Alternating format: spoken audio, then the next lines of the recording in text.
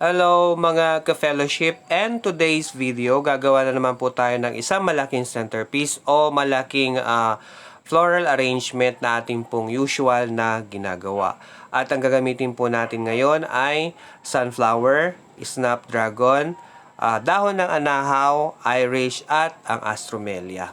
Ayan po. So, ang usual natin pong binibilin sa inyo na ating pong gagawin kapag po tayo ay maglalagay po ng mga floral foam natin, make sure na yung floral foam ay naibabad po natin sa solution ng 1 tablespoon ng sugar or kaya tawas sa 1 litrong tubig.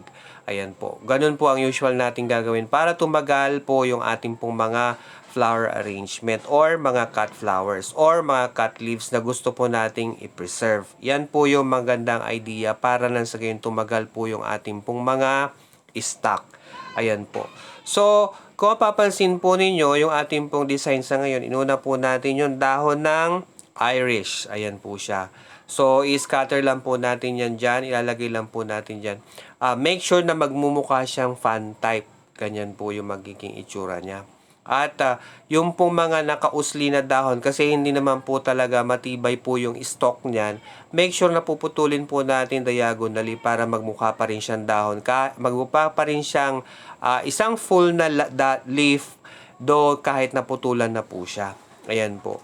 At pagkatapos na nailagay po natin dun sa bandang dulo na center po at saka side po ng ating floral foam, lalagyan po natin ng isang bundle na anahaw.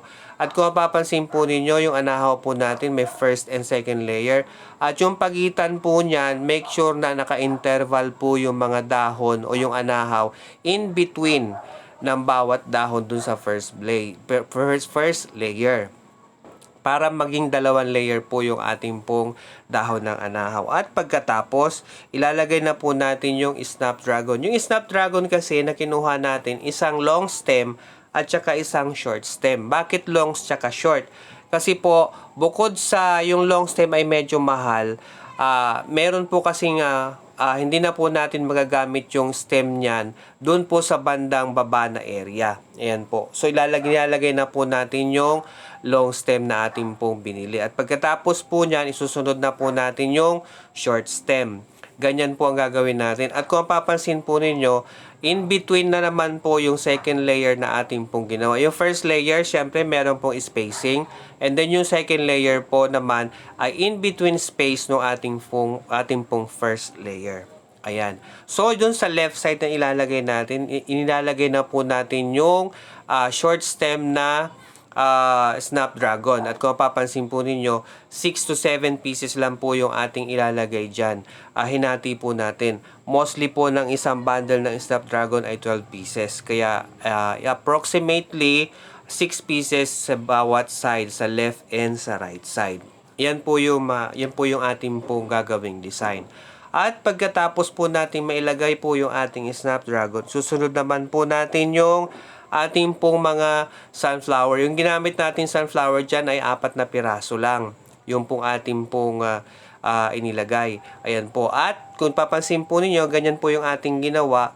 Make sure na kapag baluktot po yung ating mga sunflowers, kasi mostly gano'n naman po talaga ang nangyayari, gumawa po tayo ng stick or yung mismong stem ng sunflower ang ating pong ilagay. Ang gagawin po natin, puputulan po natin sila at pagkatapos ilalagyan po natin ng tape para ganyan po yung magiging kalalabasan niya. Kumbaga, very straight po siya at kung saan position po natin siya gustong ilagay. Tapos, i-align na po natin kung saan po natin gustong ipwesto yung mga sunflowers.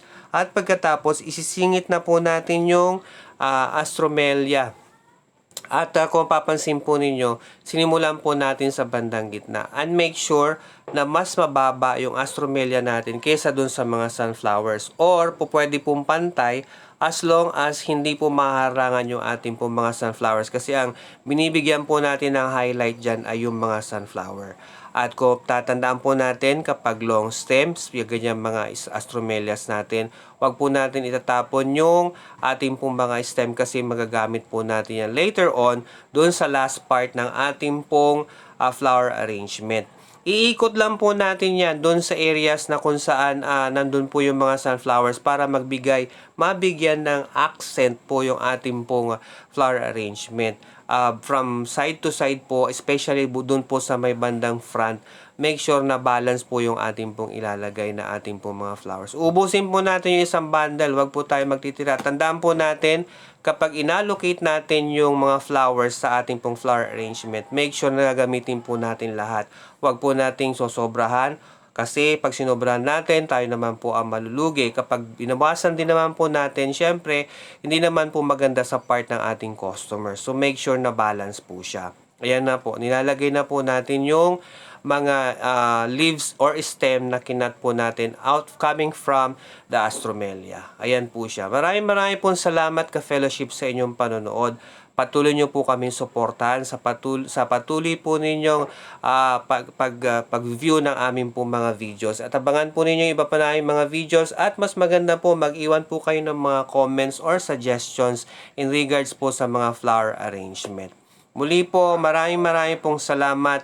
God bless you all and God bless you always. Ayan po. Yan na po yung ating pong finished product. Ayan na po siya. God bless you all, ka-fellowship.